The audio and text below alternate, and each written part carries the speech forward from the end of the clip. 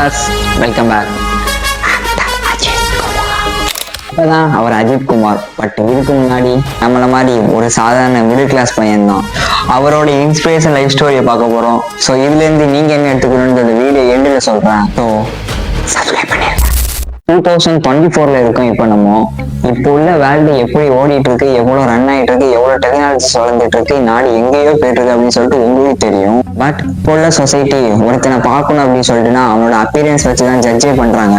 So அப்படி இருக்கிற உலகத்துல தன்னம்பிக்கையும் விடாமுயற்சியும் மட்டுமே வச்சு ஒரு பெருசா ஜெயிச்ச நம்ம Thala actor Ajith Kumar. Old age, white hair, நிறைய இன்ஜூரிஸ், ஆக்சிடென்ட்ஸ், நெகட்டிவ்ஸ் அவ்வளோ சுற்றி இருந்தது அவரோட லைஃப்ல.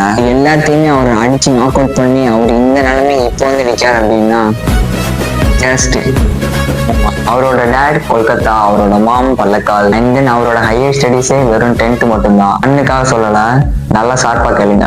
10th படிச்சுட்டு இருக்கும்போது ஸோ ஓகே இதுக்கு மேலே நமக்கு வந்து படிப்பு செட் ஆகாது, அதில் மேலே முக்கியமாக நமக்கு இன்ட்ரெஸ்டே இல்லை, ஸோ அதனால வரவே வராது அப்படின்னு சொல்லி ஒரே ரீசன்ட்டாக ஃபேஸ் டு ஃபேஸ் அவர் டேரக்டா அவங்களோட அப்பாட்டே சொல்லிட்டாரு, நம்ம தலை ஆக்டர் அஜித் குமார். அவங்க அப்பா வந்து என்ன சொல்றாங்க அப்படின்னா, ஓகே அப்படின்னு சொல்லிட்டு நீ சும்மா மட்டும் உட்காரக்கூடாது, ஏதாவது வேலைக்கு மட்டும் போயிரு அப்படின்னு சொல்லிட்டாங்க.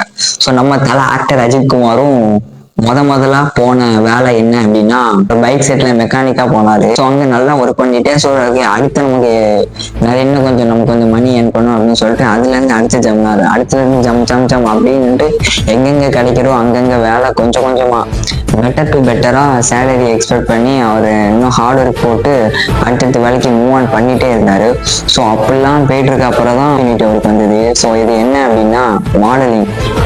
அவருக்கு வந்து சினிமால இன்ட்ரெஸ்ட் கிடையாது, நடிக்கணும் அப்படின்னு எந்த இதுவுமே கிடையாது. அவருக்கு வந்து நமக்கு ஒரு வீக்கெண்ட் வந்தது அப்படின்னா நம்மளோட பேரண்ட்ஸ் எங்க கூட்டு போவாங்க, சும்மா எங்கேயாவது சுத்தி பார்க்க கூட்டு போவாங்க. பட் அவரோட பேரண்ட்ஸ் வந்து அவரோட டேட் வந்து ஒரு ரேஸ் கார் அந்த மாதிரி இடத்துக்கு கூட்டு போய் ஸோ அதை பார்க்க வச்சிருக்காங்க. ஸோ அதனால அஜித் குமாருக்கு அதுதான் இன்ட்ரெஸ்ட். ஸோ ரேஸ் ட்ராக்ல இந்த மாதிரி ஒரு ரேஸ் ஓட்டணும் அப்படின்னு சொல்லிட்டு அதுக்கு மணி கிடைக்குமா அப்படின்னு சொல்லி கேட்டு ஸோ ஓகே அப்ப நான் ஒர்க் பண்றேன் அப்படின்னு சொல்லிட்டு மாடலிங் பண்ண ஆரம்பிக்கிறார். அந்த மாடலிங்ல நல்லாவே பண்ண ஆரம்பிச்சு அரேஞ்ச் யாரோ பார்த்து ஒரு மூவி டீம் பார்த்து செலக்ட் ஆகி இவங்களை கூப்பிட்டுருக்காங்க. ஸோ ஓகே நல்லா பண்றாங்களா, அவங்க கிட்டா இருப்பாங்க இந்த கேரக்டருக்கு அப்படின்னு சொல்லி ஏதோ ஒரு கேரக்டர் கூப்பிட்டுருக்காங்க.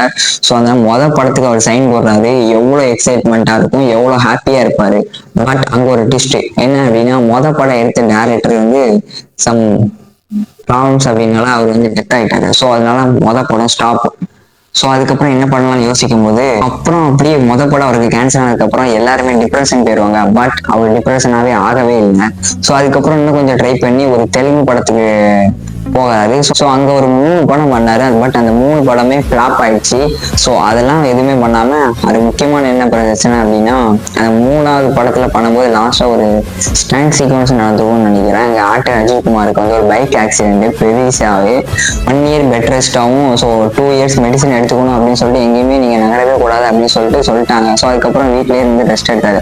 பட் அப்பவுமே நம்ம தலை விடவே இல்லையா, நம்மளோட செல்ஃப் கான்பிடன்ஸை வச்சு அப்போ ஒரு படம் சைன் பண்றாரு. என்ன படம் அது வந்து என்ன சீன் அப்படின்னா வந்து அவர் வந்து பெட் ரெஸ்ட் எடுக்கிற மாதிரி ஒரு சீன் வச்சு ஒரு படத்துக்கு சைன் பண்ணி அங்கேயே ஒரு படம் எடுத்து நடிச்சாரு. வந்து எல்லாருமே ஒரு டிமோட்டிவேட் பண்ண ஆரம்பிச்சிட்டாங்க. ஏன்னா ஒரு 3 படம் பெருசா பண்ணி அந்த 3 படமே ஃபிளாப் ஆகி ஸோ அப்போ ஒரு ஆக்சிடென்ட் நடந்து இருக்க எல்லா பீப்புள்ஸும் என்ன சொல்லிட்டாங்க, இவனா வேலைக்கு ஆக மாட்டான், இவனா வேஸ்ட், இவன் வந்து என்ன ஆகுதோ கரியர் அப்படின்னு சொல்லிட்டு எல்லாருமே டிமோட்டிவேட் பண்ண ஆரம்பிச்சிட்டாங்க.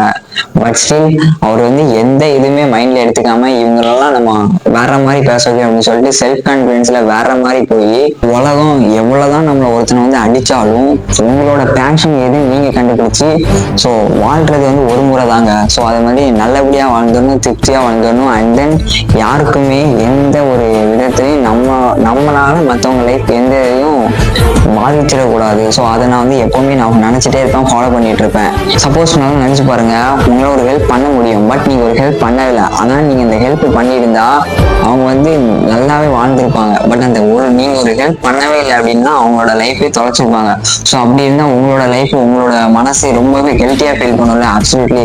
ஸோ அதே மாதிரிதான் நம்ம தலை ஆக்டர் அஜித் குமார் வந்து இப்போ வரைக்கும் சொல்றேன், அவர் வந்து எவ்வளவு ஹம்பலா நடந்துக்கிறாரு, யாருக்கு என்ன உதவி வேணாலும் கேட்டு செய்வாரு, எப்படி பேசுறாரு, எப்படி ட்ரீட் பண்றாரு மற்றவங்க. குமாரை சுத்தி டிமோட்டிவேட் பண்ண பீப்புள்ஸ் எல்லாம் அவர் வந்து சண்டை போடல, பார்கெனிங் பண்ணல, ஒண்ணுமே பண்ணல. அவர் வந்து ஃபுல்லாவே ஸ்டே ஃபோக்கஸா இருந்து அவரோட ஹார்ட் ஒர்க் போட்டு எஃபர்ட்ல இருந்து ஒரு சக்சஸ் மட்டும் கிடைச்சாரு. ஸோ அதை தான் நான் பாக்குறேன். யார் என்ன சொன்னாலும் பரவாயில்ல, யார் என்ன நினைச்சாலும் பரவாயில்ல, எந்த விதத்துலயும் நான் என்னோட சைட்ல இருந்து தப்பா பண்ணிடக்கூடாது. அவங்க நீ எப்படி பார்த்தாலும் பரவாயில்ல, ஏன்னா அவங்க தான் எனக்கு வந்து மிரர். ஸோ அவங்க குட்டா பார்த்தாங்கன்னா நான் குட், அவங்க பேடா பார்த்தாங்கன்னா நான் பேட், அப்சல்யூட்லி. ஸோ நான் இன்னைக்குமே பாசிட்டிவா மட்டும் இருக்கணும் அப்படின்னு சொல்லிட்டு நான் நினைக்கிறேன். நான் கண்டுபிடிச்சிட்டேன் அப்படின்னு நினைக்கிறேன். ஐ திங்க் பட் ஃபுல்லாக எஃபர்ட் போடுறேன்.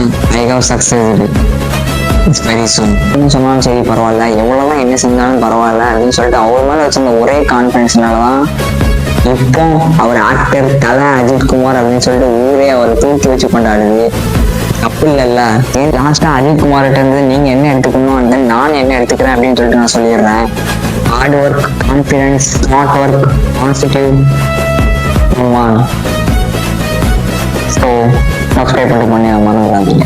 ஸோ சப்ஸ்கிரைப் பண்ணிடுங்க. தேங்க்யூ.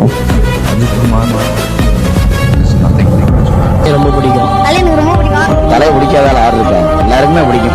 என் உயிரே கொடுப்பேன் தலைக்கு. அம்மா பிடிக்கும் கேட்கறது ஒரு அர்த்தமா இது? உயிரே கொடுப்பேன். பாருங்க, கல்ல கலங்கிறாங்க பார்த்தாலே அந்த மாதிரி ஒரு மனுஷன்.